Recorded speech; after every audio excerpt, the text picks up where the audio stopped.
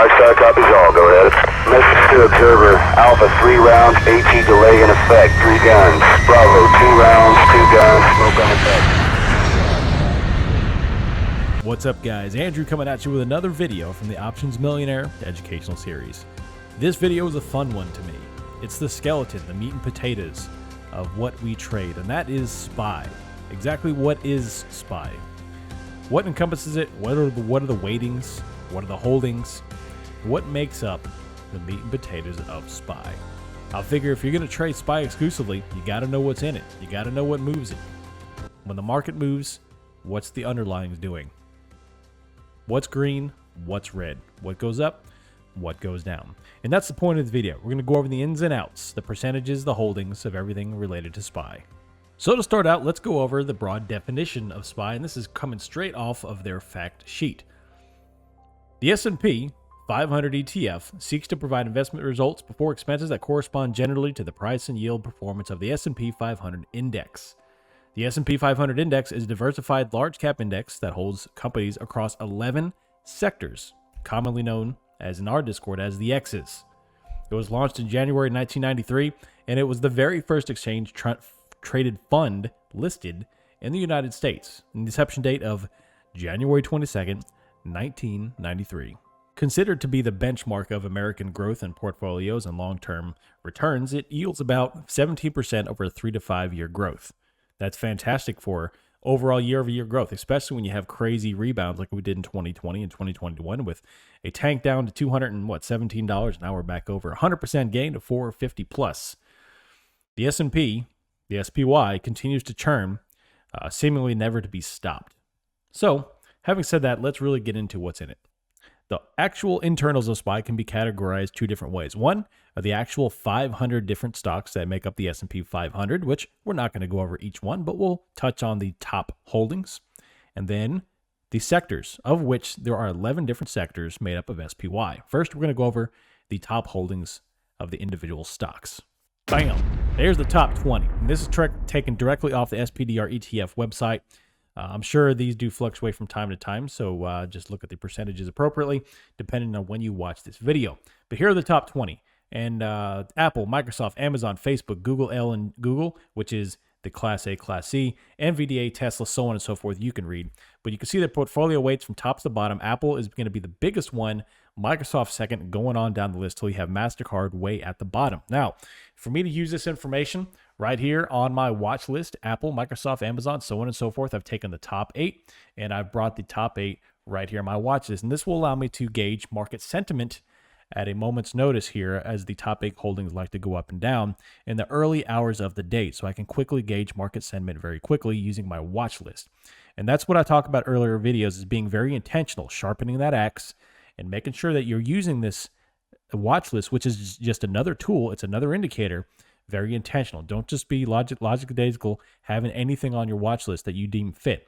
Be very intentional with your watch list. Use it to gauge your sentiment and prime your entries and your exits. All right, so now that we have the top holdings, let's go into the sectors. So I'm sure if you've been watching my live streams, being in the chat rooms, or watching my prior educational videos, you've heard me talk about the X sectors before. What are the X sectors? I've heard people ask me all the time, which sectors do you follow? What's the weightings? How do they really incorporate into your trading system for trading the SPY?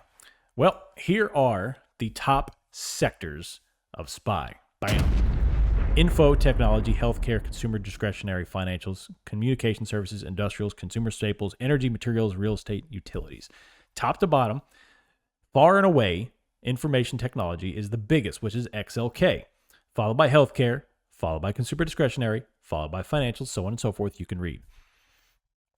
Now, in order to incorporate this information, I've updated my watch list here to have all 11 sectors of SPY, top to bottom. This is listed from top to bottom in terms of holdings. XLK be at the top, utilities be at the bottom. Now, this is also pulled off the SPDR ETF website. So, obviously, this is the weightings as of June 21st.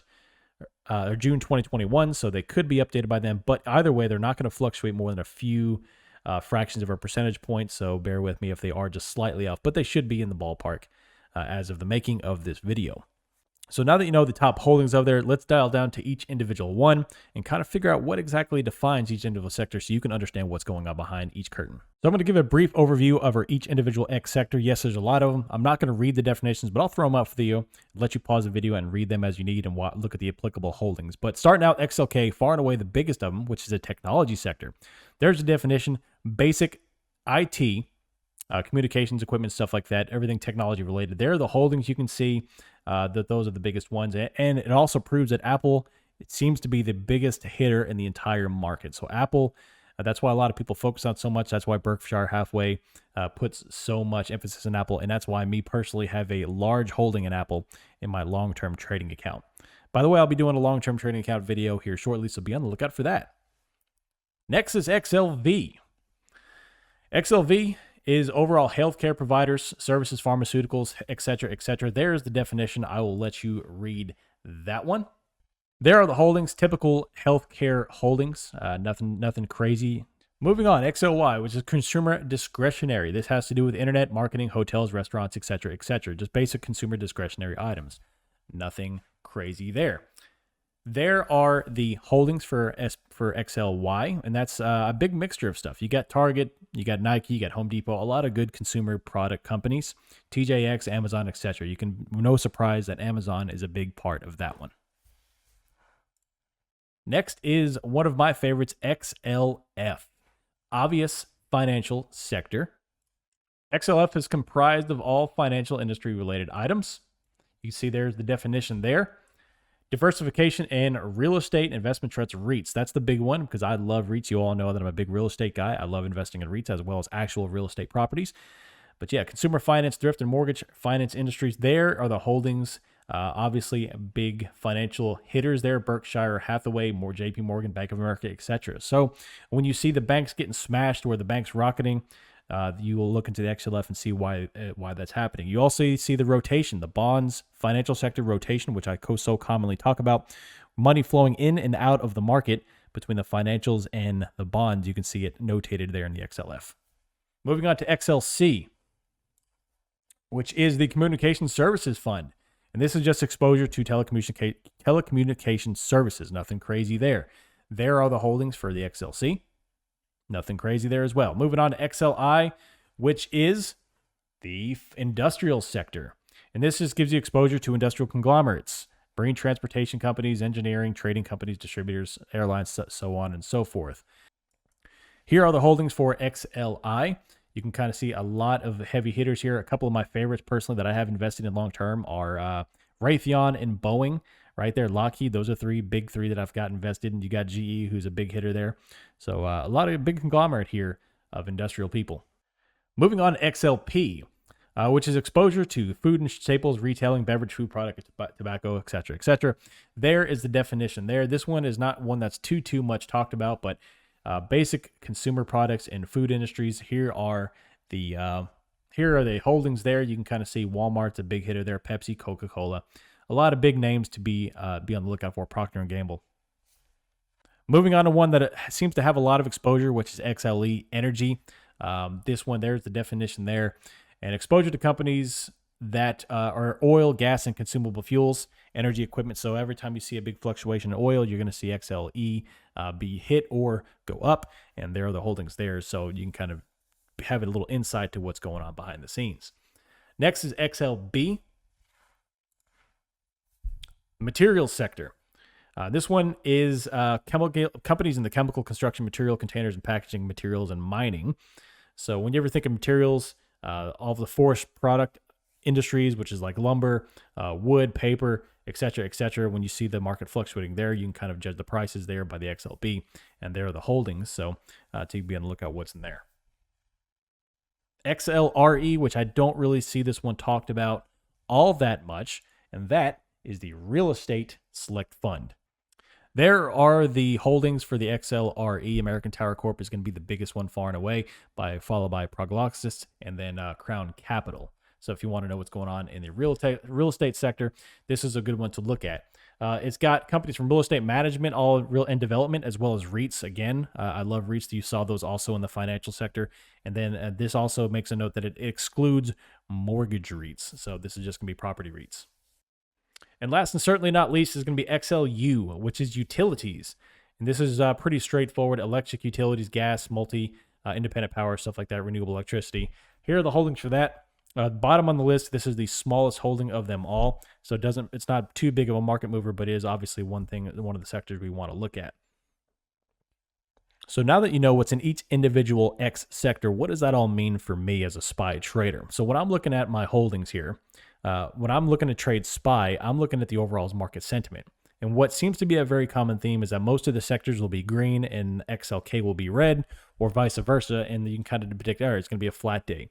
I know a couple of days ago we saw where the tech sector was very much red, but all the other sectors were bright green, and that made for a pretty flat day in SPY, which could mean that you're going to trade the Qs more, because Qs were having these big fluctuations up and down, whereas SPY was trading pretty flat because it had strong sectors except for the biggest weighted one, which is XLK, which is weighing it down, and then all the other sectors were supporting it, so it made for a flat trading day. So you could have elected to trade the Qs there.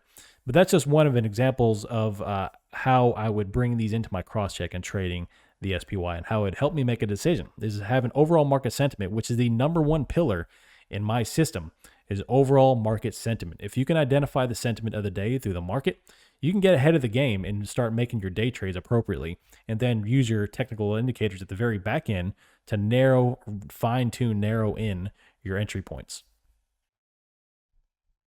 I hope this video really goes to show you how important it is to identify all different areas of whatever it is you're trading. Me personally, I'm a XPY exclusive trader, and SPX too as well. But those items are really strong in knowing your history and what's behind the scenes, what's going on. And anything you're trading, you need to know that. If you're trading one individual stock, you need exclusively or a lot, you need to know what's going on behind the scenes. Does it have a CEO that's tweeting a lot of a particular item? Do you have an earnings report coming up? Do you have a catalyst coming up?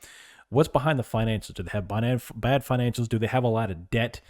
So on and so forth. And for me, SPY, since it's not one company, it's 500 companies, I need to have a good sentiment on what's going on. And since I do not want to have a watch list with 500 stocks on it, that's where the X sectors come in. I'm able to monitor each individual sector broken down into 11 different categories that allows me to really put weight on the ones I want to see, and shows me the sentiment of each individual market and how it's going to fluctuate up and down on a given day. So I could get into a market early, do my market analysis early, and really figure out how that day is going to go. And it gives me a jump on the gun in terms of how I'm going to pick my strikes and my expirations on the options that I choose.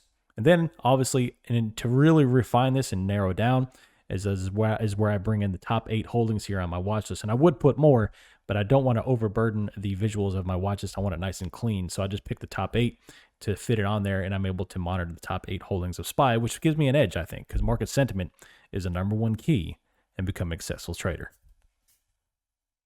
Anyway, y'all, that is all I got for you. A nice, good informational video on how to analyze the SPY and look behind the curtain. Hope you enjoyed it. I know it was a little drier than normal, but it was something that absolutely needs to be done, and you need to understand what's going on to be a successful SPY trader going forward. Anyway, if you are new to the community, like and subscribe to this channel. It helps us grow and educate more people on how to do this properly, as well as get notifications for all future educational content and live streams. If you're new, come over and join the Discord. This is where we hang out and talk each and every day, exclusive in the Patreon room, where I hand out all my tidbits and information, that we have great conversations day in and day out on how to do this successfully over the long term. If you want exclusive content and exclusive trades going in and out of each day, come over and join the Patreon community. A lot of great information there. We've got podcasts, we've got exclusive trades where I'm posting over an 80% win rate and 126% overall gains since April. If you want to be a part of the community, click here and now. That'll bring you over to there, and you can sign up and pick which tier you want to get in on the action. Anyway, I'm Andrew, Options Millionaire. Thank you all for being here. Until next time, see ya.